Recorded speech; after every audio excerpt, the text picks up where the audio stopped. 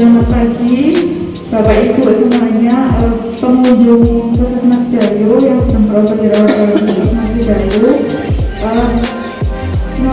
Waktunya sebentar, di sini ada kegiatan dari program promosi kesehatan yaitu pos ayu atau podcast sehat Puskesmas Dayu. Ini merupakan Bapak dirawat masuk ke rumah. Pos ayu ini merupakan kegiatan pengenalan budaya tubuh yang disampaikan kepada pengunjung yang ada di rawat jalan Puskesmas Dayu. Nah, pada hari ini saya Ica Amelia selaku PJ Promosi Kesehatan akan memandu kegiatan hari ini, dan nanti akan ada narasumber yaitu Dr. Eni selaku dokter intensif. Dan materi kita pada pagi hari ini yaitu tentang lansia, yaitu menjadi lansia yang smart atau smart ini yaitu sehat, mandiri, aktif, dan produktif.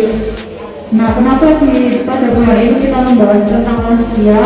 Karena pada tanggal 29 Mei nanti itu merupakan hari yang diperingati sebagai hari lanjut usia nasional. Nah, itu biasanya nanti ada kegiatan untuk lansia, tapi sekarang masih belum ada. Mungkin akhir bulan ini, karena masih tanggal 29 Mei. Nah, peringatan hari lanjut usia nasional ini bertujuan untuk meningkatkan kepedulian semua pihak akan hadirnya lansia, karena lansia ini Ibu Taslimah Margono masuk ke umum.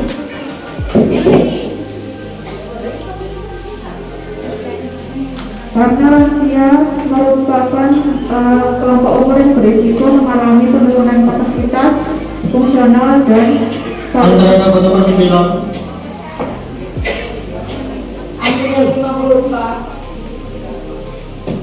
Nah, kemudian untuk lansia sendiri, siapakah itu lansia?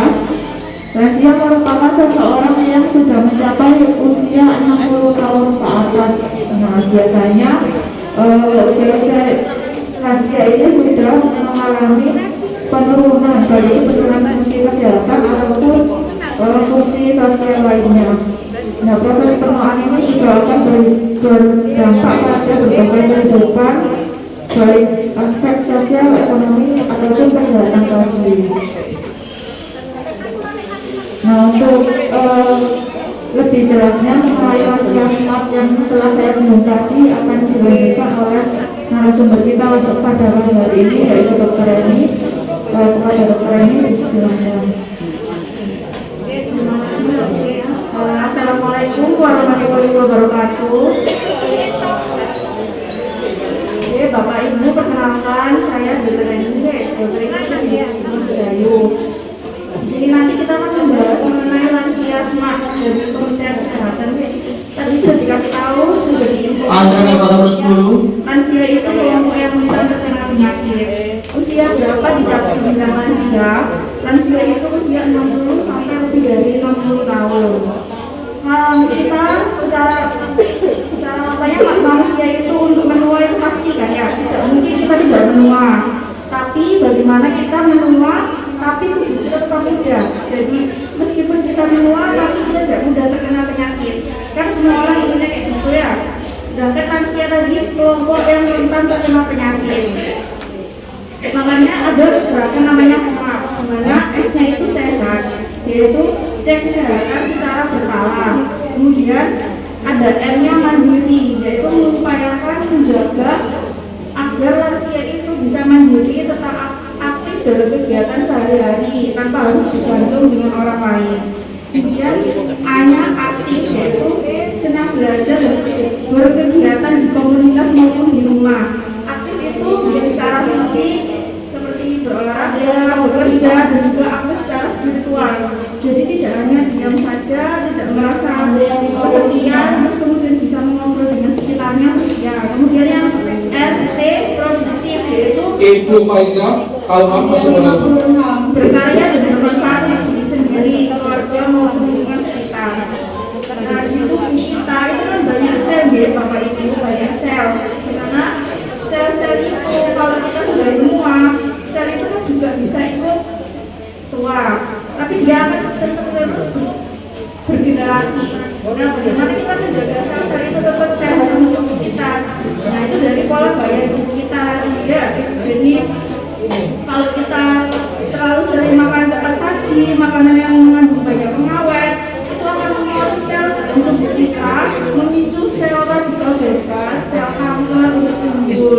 Terus biasanya kalau sudah tua ada gejala capek, terus nyeri-nyeri di otot dianggap wajar karena sudah tua. Belum tentu itu wajar ya. Nah, kalau keseringan sampai tapi nggak ngapa-ngapain, apa yang bisa wajar? Oke. Nah, makanya ada lagi sehat ya harus cek kesehatan secara berkala, secara rutin. Apa yang mau lindung-lindungnya tadi memang wajar kalau sudah tua. Bisa aja ternyata ada hipertensi, bisa saja ternyata kolesterolnya tinggi. Nah, apa wajar kalau sudah tua ada kolesterol tinggi? Ya enggak, kalau bisa normal ya normal saja ya. Soalnya kenapa? Karena ketika kita tidak cek secara berkala, tiba-tiba sudah muncul gejala yang lebih parah, makanya lebih bingung. Ternyata ada hipertensi, ada kolesterol. Makanya dilakukan tadi smart, ada gerakan smart tadi ya, sehat untuk cek secara berkala. Terus kemudian apakah lansia harus istirahat saja di rumah? Ya enggak, harus tetap beraktivitas, harus tetap berolahraga pagi. Cukup 30 menit sehari di pagi hari, berjemur 30 menit itu sudah cukup untuk lansia ya. Bersepeda, kemudian berenang kalau bisa, tapi yang enggak lama-lama. Terus kemudian ada aktif ya, jadi aktif berkegiatan nggak apa-apa, nggak harus tiduran karena semakin terlalu lama kita lansia beristirahat, sudah tua beristirahat terlalu lama tiduran, itu juga bisa menimbulkan penyakit lain nanti ya. Tidak bisa menyebabkan kayak luka karena terlalu lama tiduran, kalau bisa memasukkan infeksi bakteri itu juga bisa. Makanya diharapkan dengan kegiatan smart ini lansia ini tubuhnya tetap umurnya tetap menua, tapi tubuh di dalamnya tetap usia muda ya, tetap bisa beraktivitas. Kalau dibiarkan tidak dicek berkala, tidak ada aktivitas, nanti bisa menimbulkan yang lain seperti otot yang mengecil karena tidak ada asupan makannya. Makanya dianjurkan dengan gizi seimbang ya, pola gaya hidup dengan gizi seimbang. Selain semua tadi bisa mengumpulkan pola gaya hidup gizi seimbang antara karbohidrat, protein dan vitamin itu secara seimbang, karena untuk melawan sel radikal bebas yang banyak dalam tubuh itu kita bisa menggunakan sayuran dan buah-buahan. Jadi sayuran dan buah-buahan itu juga penting untuk lansia. Terus kemudian batasi dalam pemakaian gula, garam, lemak, dan juga harus konsumsi suplemen vitamin D. Untuk gula itu juga kita harus batasi, tidak terlalu banyak. Kemudian garam, kenapa garam harus dibatasi? Karena garam adalah salah satu penyebab hipertensi, penyebab tensi naik itu garam. Terus kemudian lemak, kenapa lemak juga harus dibatasi? Penyakit jantung koroner itu salah satu penyebabnya karena lemak yang tinggi. Stroke itu juga bisa karena lemak yang tinggi menyebabkan pembuluh darahnya menyempit, jadinya terkena stroke. Oke, jadi gerakan smart tadi bisa dilaksanakan oleh orang-orang lansia ya, tetap beraktivitas, cek kesehatan, kemudian tetap produktif menghasilkan karya atau menghasilkan sesuatu. Sekian yang bisa saya sampaikan mengenai lansia smart. Apabila ada pertanyaan dari Bapak Ibu, monggo. Saya akhiri, terima kasih. Monggo Pak. Assalamualaikum warahmatullahi wabarakatuh. Bu mau nanya Bu, lansia pakai micin itu terlalu banyak, bagaimana Bu? Ibu Indah.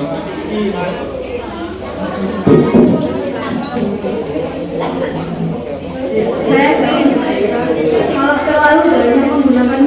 dan terlalu sering menggunakan micin itu juga nggak bagus nih Pak, karena micin dan bahan pengawet itu sama saja, menyebabkan tensi menjadi tinggi kalau terlalu sering dan terlalu banyak. Sebenarnya boleh saja asalkan sedikit ya, sedikit dan jarang. Tapi kalau bisa ya tidak sama sekali, kan ada penyedap rasa alami ya. Jadi apa yang micin itu kalau bisa dihindari kayak masam murah itu, karena selain ada bahan micinnya sendiri kan ada bahan pengawet itu juga, jadi tidak bagus. Jadi ada pertanyaan lagi?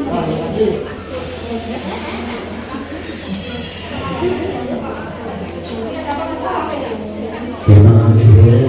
Saya mau tanya untuk lansia ini istirahatnya itu kalau malam idealnya berapa jam, kalau siang berapa jam, dan aktivitas olahraga apa yang cocok untuk lansia yang tidak Terima kasih. Saiful, golongan masuk oleh umum. Terima kasih Bapak pertanyaannya.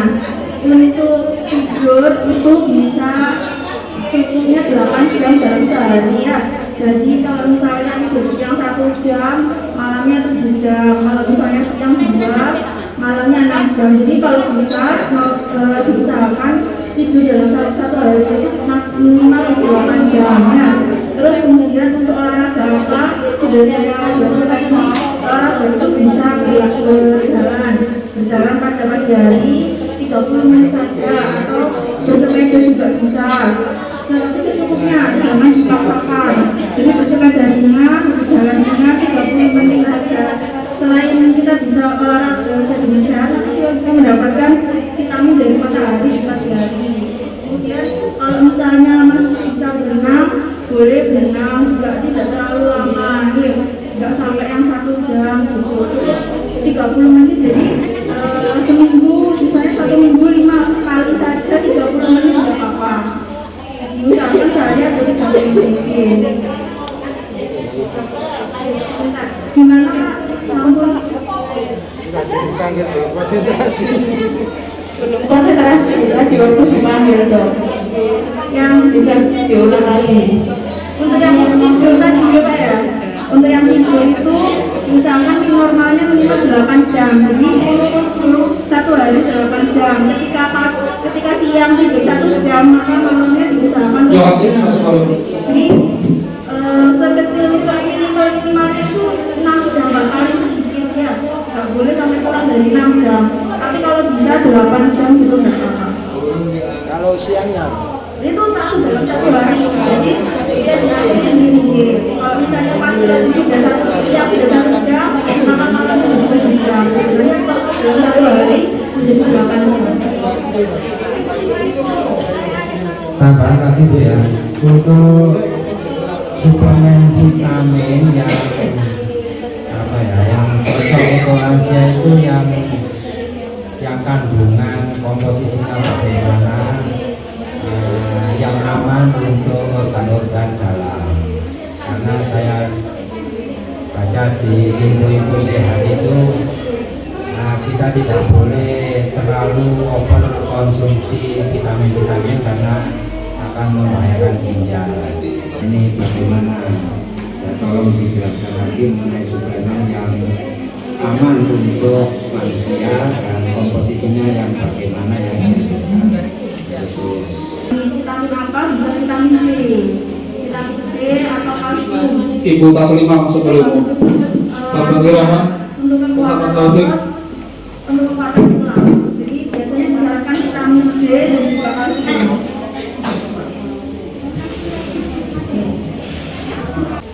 Saya ingin bertanya sedikit saja. Apakah kalau olahraga itu termasuk apa? Kalau bangun tidur, ya siap-siap setelah sholat maksudnya ya. Lalu katakan terasa kaku semuanya terus yang penyakit, kurang-kurang, masalah tidak termasuk. Nailin Naja Putri. Nailin Naja Putri harus tetap masuk oleh umum. Terima kasih Bu pertanyaannya. Kalau misalnya untuk nyapu-nyapu, cuci-cuci itu kan kegiatan sehari-hari gitu ya. Jadi olahraga itu tambahan dari kegiatan sehari-hari gitu ya. Kalau cuci baju, mandi, terus cuci biasa kita lakukan. Sedangkan olahraga ini aktivitas lain dari aktivitas yang biasa kita lakukan, jadi gerakan tambahan dari aktivitas kita yang biasanya gitu. Jadi selain kita beraktivitas yang seperti itu bisa disarankan, kecuali cuci bajunya atau menyapunya itu lama gitu, bisa itu dengan olahraga. Kalau misalnya menyapunya rumahnya sini itu cuma 1 kali, nggak bolak-balik, ya nggak bisa disebut olahraga, masih kurang ya. Terus kan cuci bajunya juga kalau cuma yang 10 atau 5 gitu kan jadi nggak olahraga gitu. Makanya disarankan untuk bukan jalan 30 menit di pagi hari seperti itu untuk kegiatan aktivitas tambahan. Ya, terima kasih Bu. Ya, terima kasih Bu Ibu atas pertanyaannya. Mungkin ada yang mau ditanyakan lagi dari Bapak Ibu? Atau sudah jelas dari penjelasan masalah ini tadi? Selanjutnya akan ada tambahan dari Bu Ika selaku PJ dari program lansia. Monggo Bu Ika. Terima kasih. Assalamualaikum warahmatullahi wabarakatuh.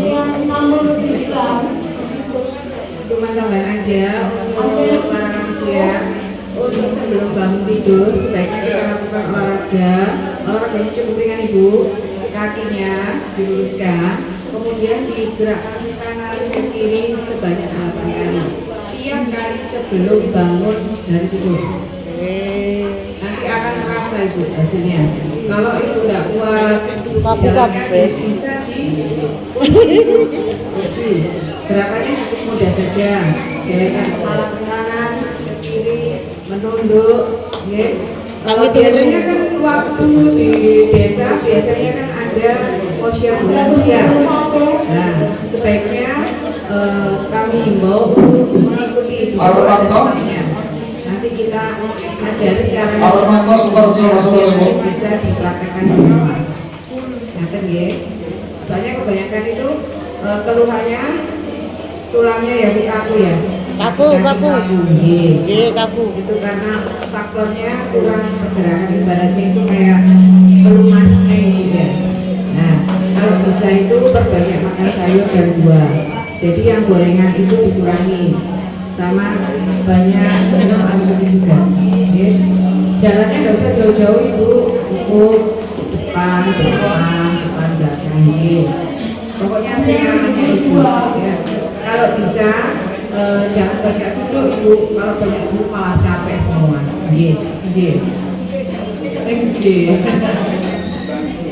Demikian tambahan dari saya saja. Semoga bermanfaat. Wassalamualaikum. Ya, terima kasih kepada Bapak atas tambahannya. Nah, itu tadi ya Bapak Ibu, kami dari Puskesmas menghimbau kepada Bapak Ibu yang sudah lansia di sini ataupun Bapak Ibu ataupun Mbak-mbak yang punya lansia di rumah, monggo bisa diajak ke kegiatan posyandu lansia yang biasanya diadakan di desa ya. Karena di Muhammad Solikin Raji Tengah sebelumnya.